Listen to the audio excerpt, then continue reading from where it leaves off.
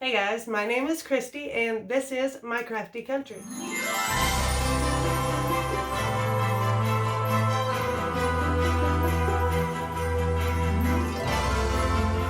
For my first DIY, I found these little coin banks from Dollar Tree that are in the shape of houses, and they look like shadow boxes to me, so I bought 4 of them. I didn't know what I was going to do with them, but I finally came up with my idea. And the first thing I did was I had to get the glass out of the front. Now, it did break on me, so be very careful, but after it broke, it just kind of popped out, and I got my mess cleaned up. There was nothing hanging on the edges. Just be very careful. And then what you're going to want to do is take the backing off and then use some cardstock paper or some scrapbook paper and glue it to the back of the houses. Now, the first thing I did while doing that was I flipped it over and traced the shape on the back and cut it out. Now, I just use a school glue, a stick of school glue to stick it on there because I am going to be popping it back in the house, so it doesn't have to be like crazy adhered to it. But this will do the trick. So I did use 4 different kinds of scrapbook paper, and here I use my little spatula Cricut tool to make sure it's smoothed on really well, and then I just sand off the edges with my sanding block.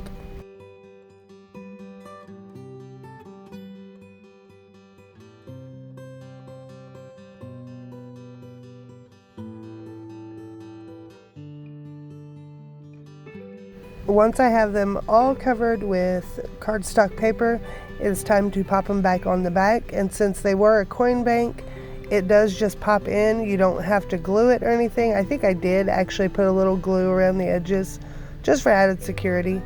But next step is to glue them together. And I wanted to kind of stagger them a little bit, so you'll see here where I did one in the back, then one in the front.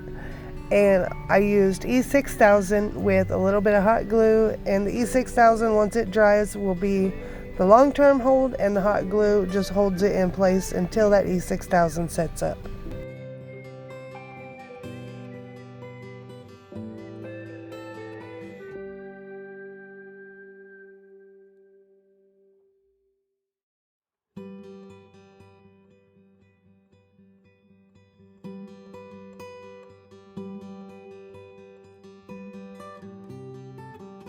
Now that the glue has had time to dry, I'm going to add some embellishments.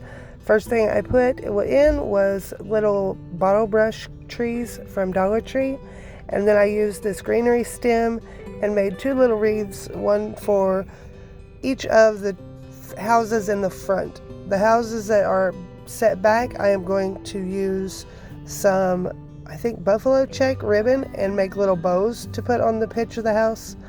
But I decided I needed to cover the tops. I was just going to leave them be, but they needed a little something extra, so I used white Cricut vinyl and put it across the roof to cover the slot from where the coin bank is, and to kind of make it look like snow. So speaking of snow, I needed some in around the trees, so all I used was like some polyfill pillow stuffing and kind of just tucked it in around the bottle brush trees. I wasn't too worried about it coming out because it's gonna kind of stick to those trees, so it should stay in place. So now I just want to put my wreaths and my ribbon on the top of the houses, and those are ready to go.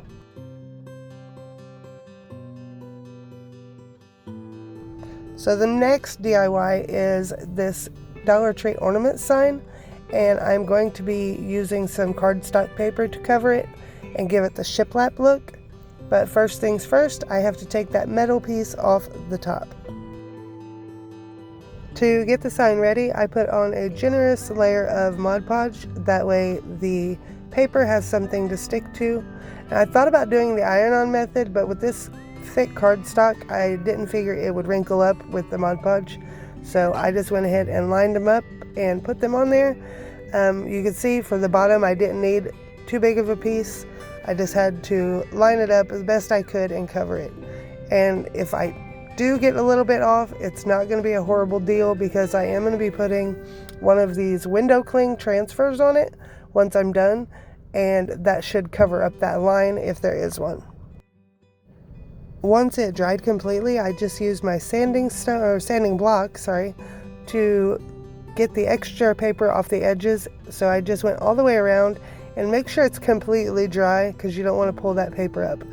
And also when you're sanding it, make sure you're using the down motion. Don't go side to side because even though it is dry, it still could pull it up.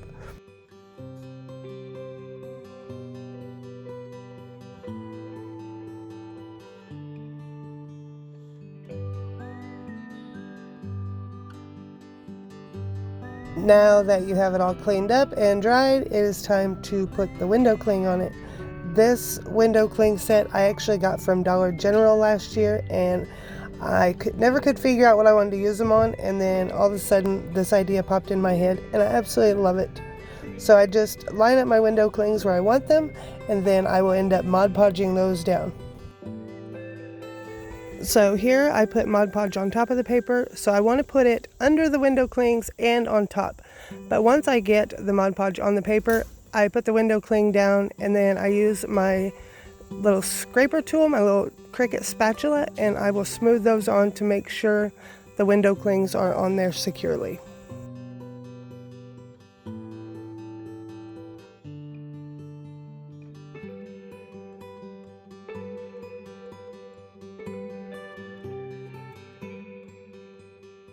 Now I just put down a thick layer Mod Podge over the entire sign to secure the window clings down and seal it off.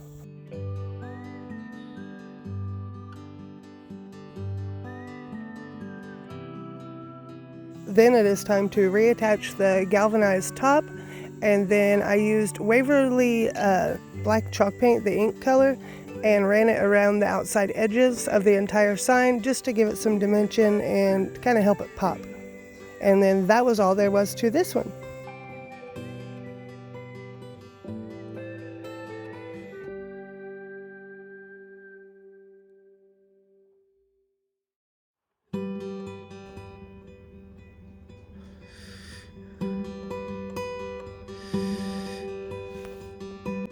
For my final Christmas in July DIY, I am going to be making some jingle bells to hang from the doorknob on the front door.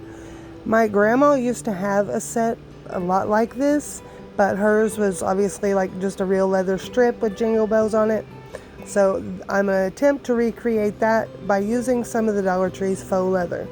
So here I just cut a somewhat wide strip of the black leather, and I am just hot gluing it closed. I'm folding it over one way and then folding it over the other. That way the seam will be in the back and it will be hidden. Now I'm going to measure off and see how far apart I want the bells to be, and I just have this white paint pen that I'm going to use to make dots where I want to make the cuts to put the bells. Now looking back at this, I should have just went ahead and just hot glued the bells to that, but I ended up making cuts and lacing the twine through it. But food for thought, hot glue would have done just fine. But I was worried that the bells wouldn't be able to jingle around enough, and now that I've completed it, I actually hot glued one into place and it worked just fine. So learn from my mistakes. Now I'm going to snip off a little corner piece on both sides of the top and the bottom. That way when I fold this over and hot glue it down, you will not be able to see those corners sticking out over the side.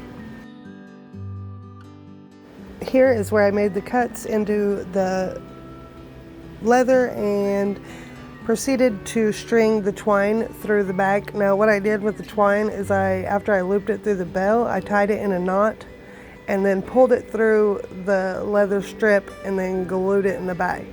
But for real, abort mission on this part and just glue it down.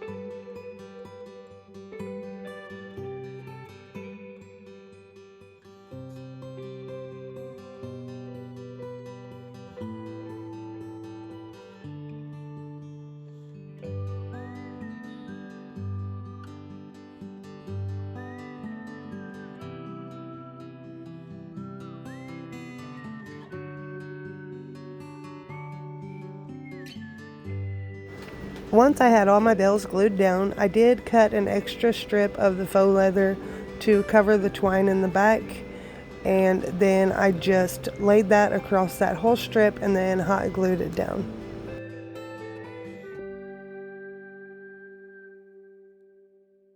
For the final step is to do the hanger, and again, like I did at the bottom, I cornered off the top two pieces, and I just got a thick piece of twine and tied it in a loop.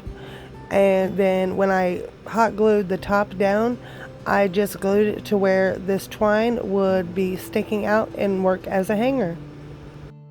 I hope you guys really liked these Christmas in July DIYs. If you did, make sure to give me a big thumbs up, and if you haven't already done so, subscribe and hit that bell notification. I'll see you in the next one.